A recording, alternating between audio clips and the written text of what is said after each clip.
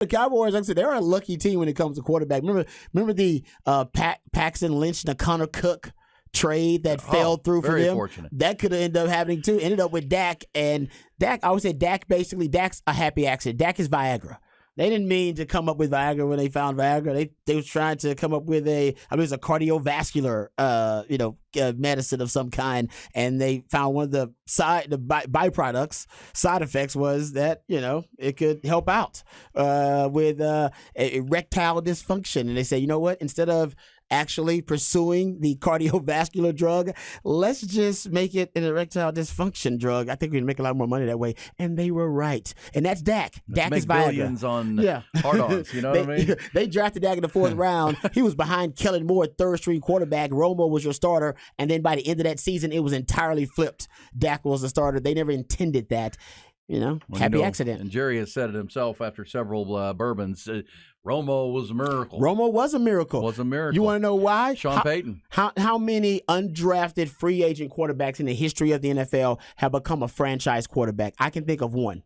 Kurt Warner. Yeah, from the Arena League and sacking groceries. And maybe, I guess, Warren Moon, because Warren Moon technically... he was a pro. I mean, he was a great college player and a champion in Canada. I know. So technically, I guess he was undrafted.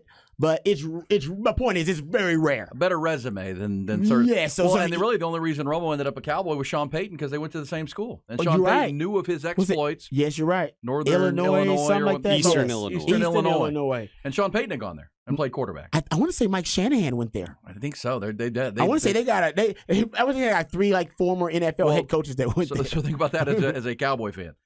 Jerry Jones, the owner, has lucked his way, good fortuned his way into his last two franchise quarterbacks. No doubt. And damn near took Johnny Manziel.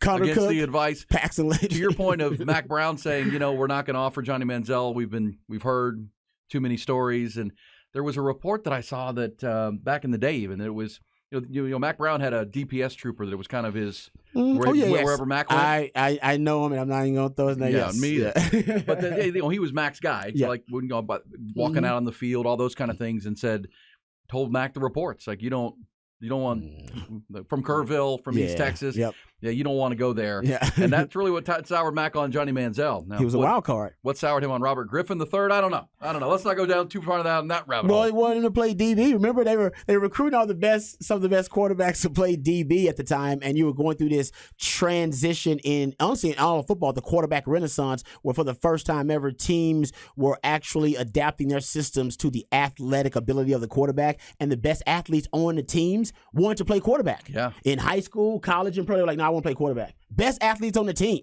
were playing quarterback, and I think that was new, and then it kind of took off, and then we know the Shakespearean irony of Texas becoming a quarterback mecca, the state and University of Texas not being able to find a quarterback because Matt got a little picky. Manziel, RG3, Matt Stafford, Andrew Luck. Well, and remember Nick Foles, and it went over and over. Mac Brown now tells the story of it after recruiting RG3 as a defensive back, and then seeing him as a freshman at Baylor, going, "Oh boy, I screwed that up." Yeah, you did.